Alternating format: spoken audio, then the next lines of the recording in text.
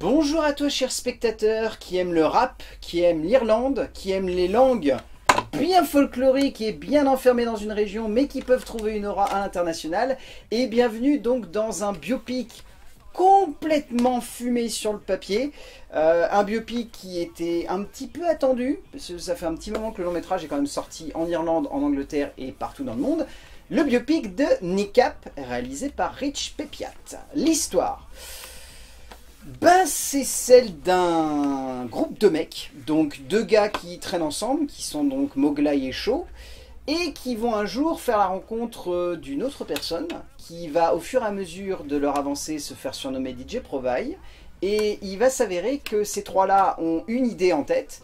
Il y en a deux qui savent rapper en irlandais, il y en a un troisième qui sait faire des mix et qui se débrouille plutôt bien, qui est également professeur, et les trois vont se dire, eh ben si on mettait en avant notre langue avec un rap bien trash. Ouais, c'est un bon résumé. Voici l'histoire de Nikap. Pour en parler avec moi, ben je sais que toi tu l'avais adoré lorsqu'on l'avait passé au 14A. Qu'à partir de ce moment-là, j'ai dit à Colin, et je crois qu'il sort en juin. Est-ce que tu veux bien faire la vidéo avec moi? J'ai pas mon t-shirt, mais c'était dans le cadre d'Univers Ciné. C'est bien l'Univers Ciné, venez. Voilà, tout à fait, c'est bien de le rappeler. Donc c'est à partir de ce moment-là que je t'ai dit, viens. Ouais. Comment vas-tu mon cher Colin? Pour parler de ça, je vais très très bien. Oh là là, alors attention, ceci dit, je fais le mec en mode ouais, trop bien et tout. Moi, ma culture rap est inexistante. Ravi de faire votre connaissance. Donc voilà, moi mais je suis très content de parler de Nikap, qui est un film avec lequel je casse les couilles de l'entièreté de la ville depuis que je l'ai vu en décembre. Ça fait 6 mois. Ça fait 6 mois. Et je vais vous casser les couilles dans cette vidéo aussi. Je casse les couilles longtemps. Je casse les couilles longtemps. Donc oui, ça va.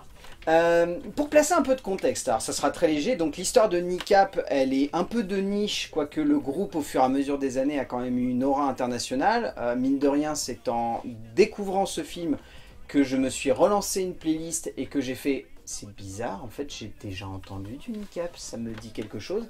Et qu'à partir de là, je me suis dit, ah tiens, qu'est-ce que c'est que ce groupe ? Le biopic se posant tout de même avec un postulat un peu original, quoique pas tant que ça si on regarde depuis quelques années, mais qui sonne comme original, c'est-à-dire que c'est les membres officiels du groupe qui se jouent eux-mêmes. Et j'aime bien l'idée.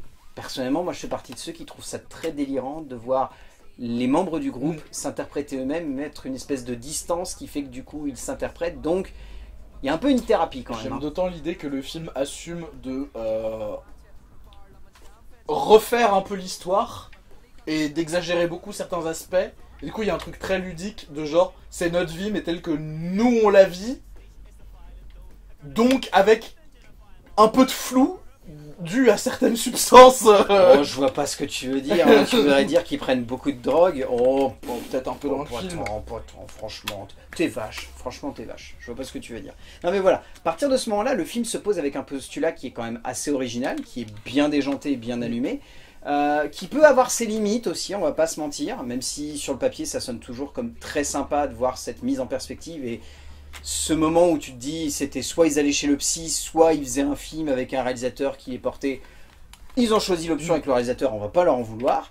À partir de ce moment-là, le film a eu un petit aura à l'international. Il a mis beaucoup de temps à débarquer en France, mine de rien, on va pas se mentir, parce que si on devait replacer la date de sortie, c'est septembre 2024 en Angleterre et en Irlande. Il débarque en juin 2025 en France, il y a beaucoup de distance. Mine de rien, le film avait quand même un vrai attrait, avait quand même un vrai intérêt. Et Colin me l'a beaucoup vendu lorsqu'il est sorti de la salle en me disant « Il faut que tu vois Nikap, je te réserve pour la vidéo si à un moment tu l'as fait. » Et à partir de là, la machine est lancée. Et c'est là que je me tourne vers toi mon cher Colin et que je te demande ce que tu as pensé de Nikap. J'ai pas trop aimé en fait. Ouais, non, mais je casse les couilles aux gens mais pas ouf. Hein. C'est trop bien Nikap, enfin c'est le cinéma. Non, en fait Nikap est le genre de film. Il y a des défauts que je serais pas forcément apte à repérer, mais il y en a sûrement. Je pense qu'on peut sûrement reprocher des trucs au film. C'est le genre de film avec lequel tu ressors avec une patate pas possible, en ayant envie de cramer des voitures et de prendre de la coke. Les mecs sont aussi allumés que leur film et c'est ça qui donne vraiment cette énergie. C'est très drôle, c'est très fun. Et c'est aussi, pour ajouter un peu de contexte, c'est un film qui, je trouve, a une vraie charge politique qui est hyper intéressante parce que, donc, pour rajouter un peu de contexte, eux ils vivent en Irlande du Nord qui est toujours rattaché au Royaume-Uni, qui est un état différent de l'Irlande. Et il y a toujours cette histoire de la colonisation britannique en Irlande. Et donc l'enjeu principal du film, l'enjeu de rapper en gaélique, qui est alors maintenant qui est plus parlé en Irlande, mais qui pendant longtemps était interdit, un peu comme on a eu certains patois chez nous qu'on a essayé de faire disparaître. Ça rend le film pas juste con et on s'amuse en mode gros film The Stoner. Et pour ajouter aussi un peu de contexte, les mecs de Kneecap sont farouchement anticolonialistes. Ça a été parmi des groupes internationaux qui ont pris très vite position en faveur de Gaza notamment. Et donc le film qui sort maintenant, c'est vraiment une espèce de geste politique mais très joyeux, c'est-à-dire que c'est pas un gros penseur politique en mode oh là là c'est vraiment terrible ce qui se passe dans le monde, c'est un gros doigt tendu à toutes les formes d'impérialisme, et on s'en bat les couilles, on prend de la coke et on s'amuse et on célèbre notre culture comme on pense qu'elle devrait être célébrée, et du coup ça en fait un film, c'est un film feel good, c'est pas assez fort, c'est un film feel, tu vois, genre t'en sors, t'as le feu sacré. J'aurais dit punch good. Punch good, voilà, merci. On va inventer un mot, punch good. Non, oui, je vais te soutenir. Alors, j'ai vraiment beaucoup aimé Kneecap. Je verrai 2-3 trucs quand même à relever qui peut-être par moment m'ont pas fait sortir du film, mais je trouve peut-être que c'est un poil long, ou en tout cas que ça n'a pas la mesure entre guillemets de ce que je pense ça a vraiment envie de véhiculer. Mais ce que j'ai trouvé fort en fait, c'est que tu l'as très bien évoqué, ils ont réussi à équilibrer entre cette envie de vouloir juste raconter leur histoire de groupe pur, avec comment ils se sont connus, comment ils ont commencé, comment ils ont débuté, comment ils ont percé et tout, et simplement aussi cette envie de parler de ce moment charnière où il y a eu cette loi autour de la reconnaissance de l'Irlandais qui est passée et qui a permis entre guillemets de montrer au grand jour que cette langue elle est encore... On va être un peu précis, c'est du gaélique irlandais. Vas-y, s'il te plaît, sois très précis. Non mais, la reconnaissance entre guillemets des patois, voilà, de manière plus générale, et je trouve que le fait d'avoir véhiculé la naissance de ce groupe avec cette thématique-là, et ce rapport historique, ça fait que d'un seul coup, en tant que spectateur, tu te dis, je suis pas juste là pour me marrer et voir un groupe naître, je suis aussi là pour voir comment un contexte permet la naissance d'un groupe, ou en tout cas si ce n'est la naissance, au moins la reconnaissance d'un groupe, et de pourquoi eux, dans ce qu'ils font, ce n'est pas uniquement de la provoque, c'est aussi chercher un moyen de montrer et de faire voir quelque chose qui est sur le point de disparaître. Tout le film d'ailleurs a cette portée-là, puisque littéralement, ça c'est pas du spoil, le film se termine sur cette idée que il y a des patois, ou en tout cas des langages parlés dans des petites régions, qui meurent tous les jours. Il y a quelque chose d'intéressant aussi que j'aime bien avec le film, c'est que il te raconte aussi comment les codes, parce qu'eux sont très rap US, les codes du rap US, tu peux te les approprier pour un contexte très différent, qui n'a rien à voir, pour évoquer quelque chose qui n'est pas du tout dans la culture du rap US, mais qui est exprimé à travers ces codes-là. Et du coup, je trouve que... Et en fait, ce que je trouve du coup intéressant, c'est que ce travail qu'ils ont fait de transcrire musicalement des codes d'un pays et d'un genre à leur situation, le film le fait en prenant les codes du stoner movie et du biopic pour les transcrire à un contexte assez différent, même si le stoner movie et les îles britanniques, c'est une longue histoire d'amour. Mais il le fait en triturant ça, en ajoutant des bouts de films politiques, en ajoutant des bouts de comédies absurdes, de films historiques. En déconstruisant ce qui pourrait sonner comme une base très sommaire et très classique pour essayer de se l'approprier. Et finalement, bah, c'est du jeu culturel, quoi. C'est de l'échange de bons procédés. C'est comment quelque chose influence autre chose et devient une influence par elle-même et ainsi de suite. C'est ce qu'est la musique, c'est ce qu'est le cinéma, c'est ce qu'est l'art. Et c'est plutôt bien retransposé d'ailleurs. Il fait bien de souligner cet élément-là. Je te propose qu'on saute dans l'écriture. Donc à la base, il y a une histoire qui est développée par Moglai Bap, Moshara et DJ Provide avec Rich Pepiat, qu'il a lui-même ensuite réécrit seul.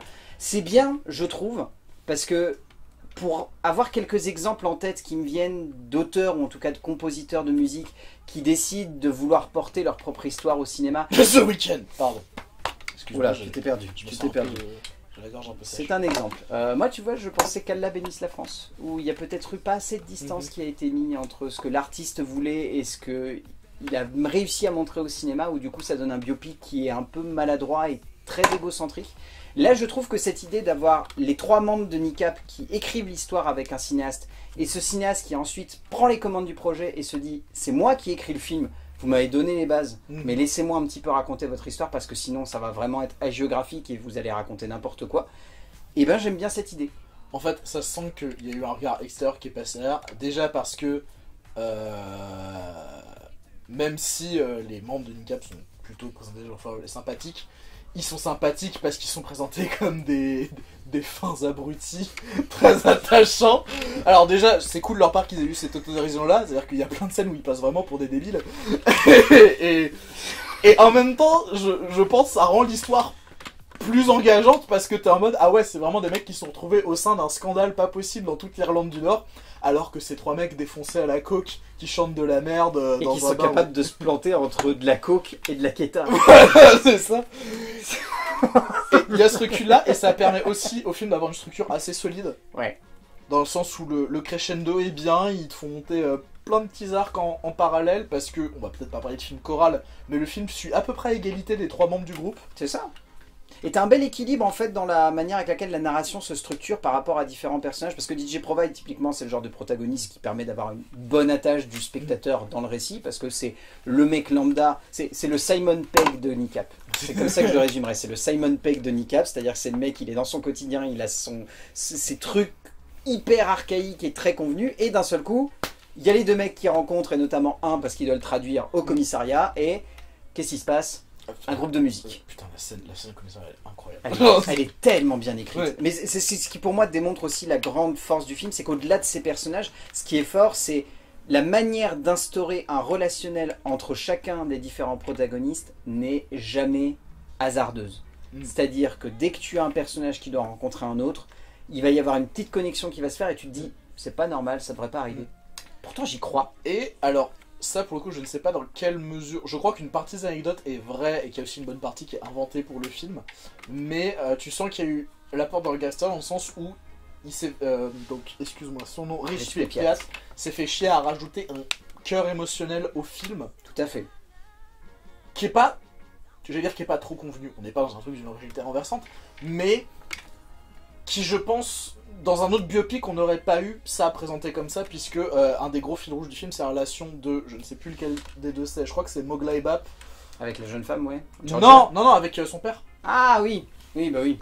Pour moi c'est ça le vrai cœur émotionnel du film. Je crois que c'est Mo. C'est Mo. C'est Mo. Ouais, Ok, c'est de Moshar avec son père, avec l'anecdote qui ouvre le film que je peux spoiler, qui est incroyable, qui est que le premier truc qu'il a vu de sa vie, c'est les lumières d'un hélico de la police britannique parce que ses parents étaient en train de le baptiser en secret dans les bois. C'est le premier truc qu'il se souvient avoir vu. Et c'est l'anecdote qui ouvre le film. C'est vrai que c'est très drôle ça. Non mais c'est drôle et surtout, ça te place tout le contexte du film, même quand tu connais pas trop l'histoire de... Ça te place un contexte politique, ça te place un contexte humoristique, ça joue sur le relationnel des personnages, ça montre qu'ils étaient en marge de la société. En fait, c'est ce qui est drôle, c'est que, tu l'as très bien dit, le film dans sa globalité en termes d'écriture, si on devait vraiment s'attarder sur des détails de structure dramatique et de logique de composition des personnages et de leur avancée dans le récit, c'est très convenu. Ou alors, si ce n'est convenu, c'est assez classique. Mais le fait d'y greffer des éléments culturels et appartenant réellement à l'Irlande du Nord, au patois et à la région dans laquelle se trouvent les personnages, tu crées tout de suite une originalité. C'est ce qui fait que d'un seul coup, quelque chose qui pourrait sembler très sommaire devient un peu original et sort du lot. Oui. Et c'est ce qui, je pense, caractérise le travail qu'a fait Pépiat avec les membres de NICAP ici. C'est-à-dire qu'ils sont partis d'une structure où ils se sont dit, si on va dans ce sens-là, mais c'est le biopic le plus convenu du monde les gars, faisons de l'appropriation culturelle. Reprenons nos racines et disons que ça, c'est ce qui a construit le groupe et que du coup, c'est comme ça qu'on a réussi à germer. C'est convenu, mais je pense que c'est aussi... Bon, déjà parce qu'à un moment, tu peux pas non plus totalement inventer leur vie. C'est vrai. Et ensuite, je pense que quand il va dans les chemins balisés, c'est aussi dans un souci d'efficacité. Et ça marche. Ouais. Et c'est pas, voilà, c'est pas... T'es obligé au bout d'un moment, si tu veux réussir à rendre ton récit cohérent et à faire en sorte que tes personnages aillent dans une bonne direction, t'es obligé un petit peu de mettre et surtout, du classicisme. Je pense qu'il savait déjà que ce qu'il lâcherait en termes de contenu à l'écriture, il le rattrapait niveau mise en scène, qui est pour le coup beaucoup moins convenu et beaucoup plus punk en fait dans l'esprit. C'est ça. Je pense que Pépiat, c'est ce qu'il s'est dit, en fait, il a dû concevoir une structure dramatique avec les 3 membres du groupe et se dire, ça va me servir de bonne base pour construire quelque chose dans lequel le spectateur va réussir à se plonger. Et derrière, c'est par la mise en scène que je vais amener des petits moments, soit de surprise, soit détonnants, soit des jeux juste complètement barrés, déjantés. Et c'est là que je vais réussir à faire en sorte que le spectateur se dise qu'est-ce que je suis en train de regarder. C'est pas l'objet classique que j'ai l'impression de voir lorsque je m'attarde sur l'évolution des personnages et comment ils se construisent. Je pense par exemple au poncif extrêmement convenu du moment où tout le monde doute. Est-ce qu'on arrête ou est-ce qu'on continue le groupe? Voilà, bon, ça c'est ces fameux moments, tu sais, dont je te parlais où je disais que j'étais un peu en train de me dire ah, c'est un peu convenu. C'est un peu obligatoire en fait. En même temps, et pourtant, tu peux pas passer à travers. En même temps, je trouve que la manière dont il l'amène est déjà drôle, colle avec la personnalité du groupe. La manière dont il le résout est encore plus dans la personnalité du groupe. Dans le sens où il passe pas par une grosse scène là, c'est juste en mode ah bah il est revenu. Il est revenu. Il est revenu, il a revenu. Genre pourquoi il est revenu? Bah je sais pas, je suis défoncé. Il est revenu. Bon, la Keta en fait. Voilà, la et en Keta, plus, c'est pas si mal. Je trouve que ça marche aussi parce que leur relation est de base tellement bordélique que le fait que le groupe puisse se séparer, t'y crois un peu, notamment parce que du coup DJ Povai, lui à la base il veut pas, il est en mode non c'est une connerie, je rentre pas là-dedans, et notamment il y a la scène où il le convainc de venir en creusant dans son jardin. En préparant la dalle. En préparant la dalle qu'il doit mettre dans son jardin. Exactement. Et c'est le genre de truc barré qui fait que quand ça va dans les chemins un peu convenus, tu l'acceptes parce que c'est amené d'une manière qui, elle, est pas tout à fait conventionnelle non plus. Et c'est des petits moments un peu explosifs où tu te dis, cette anecdote, elle a vraiment eu lieu? Oui, oui, on a vraiment creusé dans son jardin pour préparer la dalle de béton. Et c'est là qu'en fait, il nous a dit que non, il n'y avait pas de dalle et qu'il voulait bien mixer. Donc, oui, voilà, c'est comme ça. C'est accepter du surnaturel par la logique juste, pure et propre d'un groupe de personnages loufoques qui sont capables de se défoncer à la Keta avant de faire un concert et de ne pas être capable d'enchaîner 2 mots et de quand même réussir à chanter. Loufoquerie. Démerdez-vous avec ça. En termes de mise en scène, wow. Alors, oui. Disons que c'était peut-être vraiment de la drogue qui a traîné sur le plateau. Hein, peut-être. Rich Pepiat nous propose une scénographie qui est à l'image du groupe, c'est-à-dire je pense qu'elle part dans tous les sens, mais elle a toujours une logique, mettre en scène la musique, et la mettre en scène bien. Et Dieu sait que ça peut être très compliqué pour un auteur de mettre correctement en scène un biopic autour d'un groupe d'artistes sans tomber dans les poncifs du « on balance toutes les 3 minutes une musique du groupe et démerdez-vous, vous aurez une super playlist, mais pas grand chose de plus ». Ça arrive malheureusement un petit peu trop souvent et parfois on joue un peu trop sur la nostalgie et du coup c'est un petit peu décevant. Et ça fait Bohemian Rhapsody, bref. Voilà, je savais que ça... Je t'ai tendu une perche, je oui, savais que tu allais la saisir. Tu as eu raison. Non, là l'objectif c'est de faire en sorte que la musique vienne de façon cohérente, qu'elle accompagne le récit et que surtout elle sonne comme cohérente dans la diégèse du film. C'est ce que j'ai trouvé bien, c'est-à-dire que s'il y a une musique, elle est annoncée, elle est préparée. C'est-à-dire qu'on nous a soit balancé des paroles, soit on joue avec un effet style. J'aime d'ailleurs beaucoup quand DJ Provide écoute ou lit juste le texte et qu'il est chanté par-dessus par les différents membres du groupe. Je trouve ça très très classe et c'est une très bonne idée de mise en scène parce que du coup, tu inclus la musique dans le récit et tu joues en plus avec la situation dans laquelle se trouvent les 3 personnages, ce que j'ai trouvé particulièrement délirant et bien allumé. Et tout du long du film, il y a des petites idées à gauche ou à droite. Que ce soit la manière avec laquelle les personnages gèrent littéralement le récit, je pense notamment à une séquence en version accélérée que je trouve très très drôle, qui amène vraiment beaucoup d'autodérision et qui fait comprendre que ces personnages-là ont un peu de recul quand même sur eux, même si c'est pour se faire passer pour des gros charlots qui se prennent littéralement une rouste dans un hangar alors qu'ils voulaient en découdre. Et ça amène aussi des séquences assez lunaires où donc quand ils se plantent et qu'au lieu de prendre de la coke, ils prennent de la Keta, leur monde devient de la pâte à modeler. Oui. Et pas des studios Hardman, hein, de la pâte à modeler sale, hein. C'est plus Mad God, hein. Clairement, c'est cauchemardesque. Hein. Et ouais, bah, je vais pas rajouter grand chose, il y a vraiment cet esprit. Eux, dans leur musique, ont un esprit un peu provoque, foutraque, très punk en fait. Et la mise en scène épouse ça en te faisant des effets pour le plaisir de faire des effets, juste parce que c'est le bordel et c'est marrant. Il y a donc cette séquence d'ouverture qui pourrait être une anecdote vachement triste et qui est narrée avec sa voix où on a complètement l'impression qu'il est complètement bourré, qui est narrée avec comme un charretier et avec une scénographie lunaire En fait, c'est ce que j'ai beaucoup aimé, c'est la dissonance qu'il peut y avoir entre certains passages. Comme tu l'as dit, il y a cette voix qui est vraiment... c'est ton pote qui te raconte une anecdote et qui le fait vraiment beurrer à 2 h du mat en mode vas-y, je vais te raconter une connerie et tu vas bien rigoler.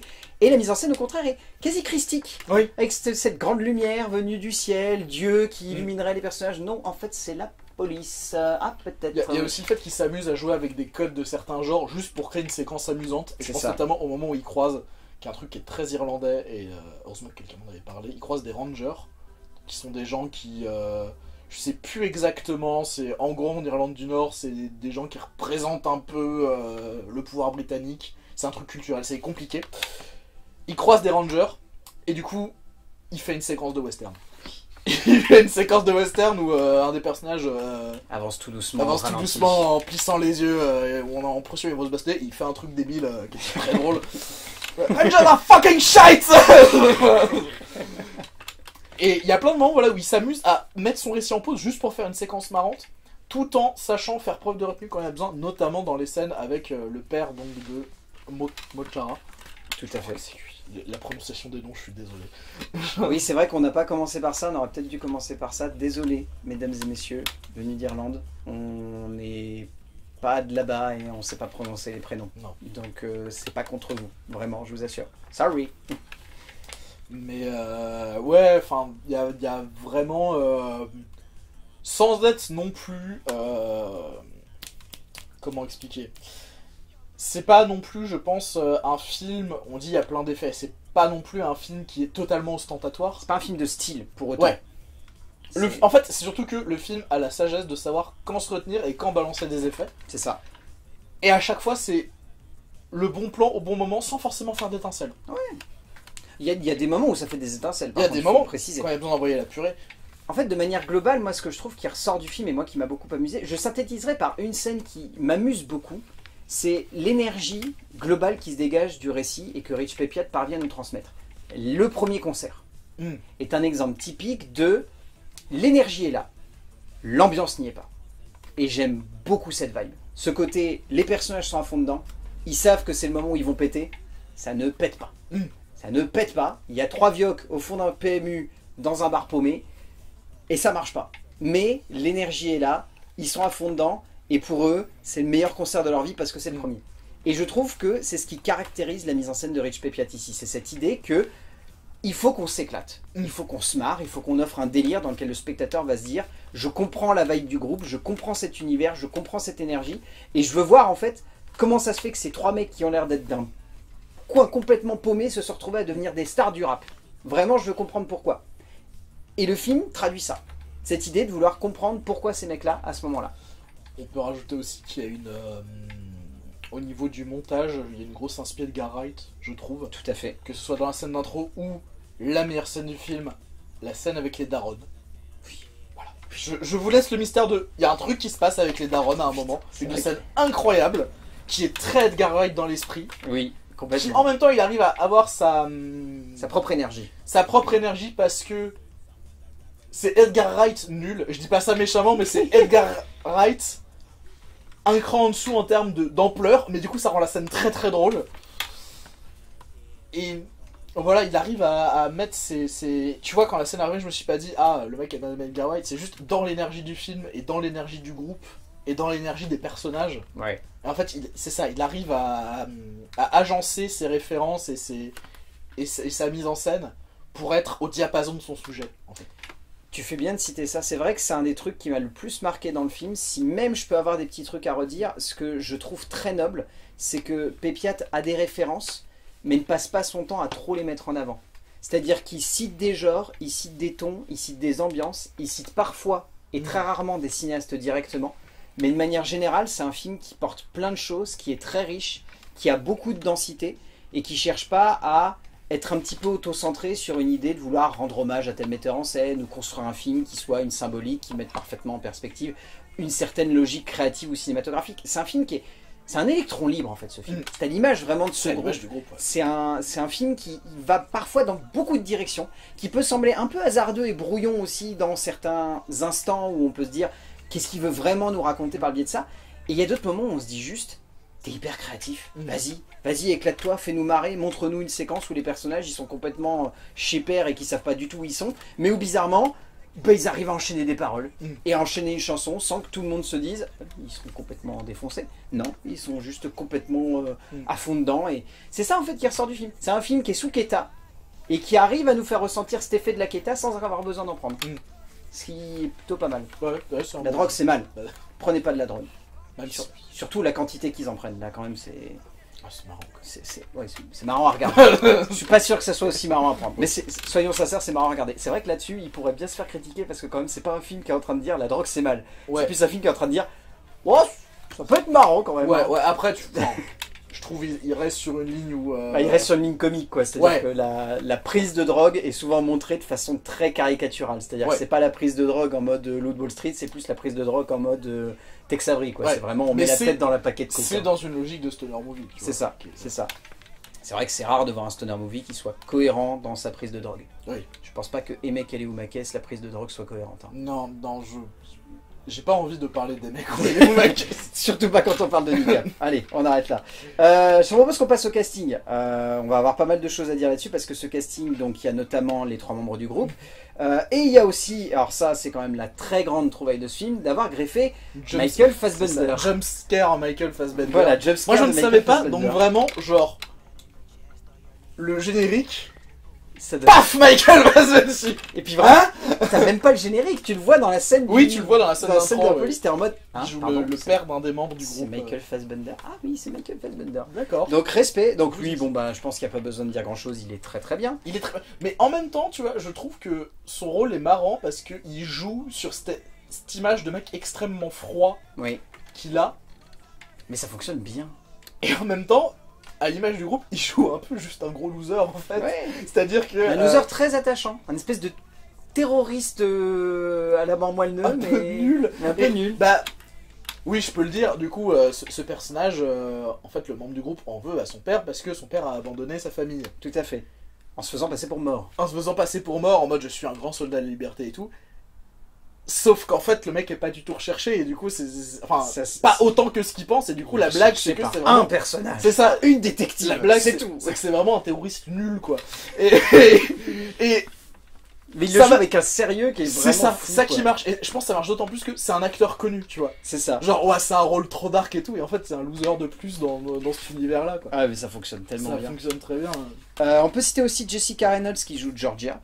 Qui est vraiment très très bien, je trouve l'actrice très touchante et je trouve l'interprétation qu'elle a est juste exubérante comme il faut pour la rendre crédible et impactante. Et la relation qu'elle a du coup avec un des 3 membres du groupe est très drôle. C'est ça. Bah du coup la relation qu'elle a avec Mo. Ouais, c'est ça. Ensuite on peut citer Fionnuala Flaherty. Putain, je suis sûr que je prononce super mal. Qui joue donc la mère de Mo. Non, la mère de Mowgli, du coup, qui est vraiment très très bien elle aussi. On peut citer Josie Walker qui joue donc la détective Ellis, qui a un magnifique plot twist très très bien interprété et qui m'a beaucoup fait marrer, mais l'actrice en elle-même est bonne. Et on peut parler donc des 3 membres du groupe, DJ Provai, Mochara et Mowgli Bap. Ils sont très bien et je pense que c'est pas si facile que ce qu'on croit de se jouer soi-même. Ça doit être un enfer. Si vous ne me croyez pas, regardez, ou plutôt regardez 10 minutes parce qu'après c'est une purge donc faut pas regarder le reste. Vous pouvez regarder un bout du 15h17 pour Paris. C'est pas facile de jouer soi-même, d'accord? Fou, très bel exemple, oui. Bah surtout quand on n'est pas du tout artiste. Parce qu'autant eux, on aurait pu se dire s'ils jouent pas très très bien, on peut se reposer sur le fait que ce sont des artistes. Je pense que c'est ça qui marche, c'est qu'en fait ils se jouent pas eux-mêmes, ils se jouent leur personnage de scène. Ouais, c'est ça. Et d'ailleurs, ils se caricaturent. Leur nom d'artiste n'est pas du tout leur vrai nom. C'est ça. Je n'ai pas à chercher à prononcer leur vrai nom parce que sinon je vais mourir et je vais mettre toute la communauté irlandaise francophone à dos. Mais les 3 ont vraiment une bonne énergie. On comprend comment ils en sont arrivés à se mettre ensemble. Même DJ Provai qui lui pour le coup est vraiment celui qui est le plus terre à terre et qui fait vraiment le comptable qu'on aurait ramené dans un... C'est la crise de la quarantaine la plus punk jamais faite. Ouais, elle est magnifique cette crise de la quarantaine. Si on pouvait tous avoir des crises de la quarantaine comme ça et que ça parte pas non plus trop en couille avec moins de drogue, moi je dis chapeau. Mais les 3 ont une bonne énergie, ont une bonne vibe et comme tu dis en fait ils arrivent à s'interpréter sans s'interpréter. Je crois que c'est le plus grand talent qu'on peut saluer ici, c'est qu'ils ont réussi à donner une prestation qui fait penser à eux sans que pour autant on se dise c'est eux. On sent que c'est des personnages de cinéma, on sent qu'ils ont une vibe cinématographique, et pour autant on se dit, il doit y avoir 2-3 anecdotes dans ce film qui sont vraies. L'anecdote du on a creusé un trou dans son jardin pour l'aider à faire sa dalle de béton, elle est vraie. La défonce dans le garage en mode on fait notre premier tube mais complètement déchiré, elle est vraie, c'est sûr. Le coup de l'école, il doit être vrai aussi. Enfin voilà, il y a plein de trucs comme ça où on se dit il y a une spontanéité dans leur jeu qui fait que ça leur fait plaisir aussi de revivre des instants créatifs qu'ils ont dû avoir à un moment. Ce que j'apprécie aussi, c'est que tu sens... Ils arrivent à le transcrire dans le personnage que je pense que... Parce que ils se connaissent, tu vois. Tu sens leur complicité. Ouais. Entre eux, tu sens que ça les fait marrer, de se foutre de la gueule de l'autre, de se balancer des fions et tout. Et du coup, il y a juste une énergie qui, par curiosité, j'ai été voir un peu des performances live, qui arrive à être différente quand même de l'énergie qu'ils ont sur scène, en fait. C'est bien ça. Ils ont réussi vraiment à se faire des personnages de cinéma qui sont leurs personnages de scène, mais pas tout à fait, parce que c'est pas le même médium. Ah, c'est cool ça. Et ouais, c'est très cool. Ouais, chapeau. C'est à saluer, très clairement. On arrive à la fin de cette vidéo, qu'est-ce que tu retiens de Kneecap? Que Kneecap est un film qui nous rappelle les valeurs fondamentales autour desquelles on se rassemble tous, à savoir fuck les Anglais. Fuck Britain. C'est ça, c'est le premier truc que j'ai dit en sortant de la salle, j'ai dit c'est un film qui me rappelle, qui me donne envie de faire deux belles choses, cramer des bagnoles et emmerder les Anglais.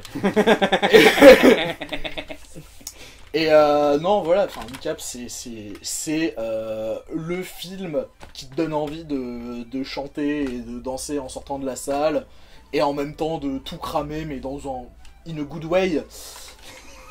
C'est fun, c'est drôle, c'est punk, ça va potentiellement vous faire découvrir un groupe vraiment cool. Parce que c'est vrai, on n'a pas forcément parlé, mais les chansons sont très cool. Oui, oui. Les chansons sont très cool. Et c'est aussi un film qui parle d'un truc dont on se souvient pas forcément, qui est que oui, l'Irlande ça a été un territoire qui a été victime de colonisation jusque dans leur langue, et que le combat est toujours pas terminé pour puisque l'Irlande est toujours pas réunifiée. Donc voilà, c'est vraiment un film qui sort de nulle part, qui est un ovni, qui fait du bien, qui fait un bien fou. Banger. C'est parfaitement résumé. Non, je vais te soutenir, c'est vraiment un film cool. C'est un film qui fait du bien en fait, c'est un film qui... C'est un punch good quoi. C'est vraiment un film qui vous prend, qui vous chope par callback, qui vous secoue dans tous les sens, mais dans le bon sens du terme. Ça fait vraiment du bien. C'est un bon film, c'est vraiment un très bon film devant lequel on passe un très bon moment. On est embarqué par des acteurs qui en plus se moquent d'eux-mêmes et en même temps arrivent juste à s'éclater en racontant leur histoire. C'est bien mis en scène, c'est décomplexé, c'est bien allumé. Donc Kneecap de Rich Pepiat, allez-y. Vraiment, vous allez bien vous éclater. Je pense que vous avez passé un bon moment. Et faites du bouche à oreille. Ouais. Parce que le bouche à oreille, c'est ce qui vit le cinéma aujourd'hui. Typiquement le genre de film, c'est un peu à la Human Traffic ou quoi, qui va être culte dans certains cercles. C'est bien possible. C'est bien possible, très clairement. Merci mon cher Colin. De rien. Je sais pas quand est-ce qu'on se retrouve, mais j'espère que c'est très vite. J'espère aussi. Comme toujours. Et d'ici là, on va dire aux gens d'aller voir des films parce que c'est bien d'aller voir des films et qu'on se retrouvera pour parler de films, bien évidemment. A plus. Fuck Britain. Cette affiche, oui, comme tu l'as si bien défini, c'est l'affiche la plus irlandaise du monde. Oui. Avec ses holy shit, fuck me, what a film. Je suis pas sûr qu'on aura en France la même chose. Au bordel. Et un mec torse nu tatoué qui est en train de se bourrer la gueule. C'est ça. Je suis pas sûr qu'en France on aura la même chose. Au bordel, quel est le film que j'ai vu? Quel est le fuck?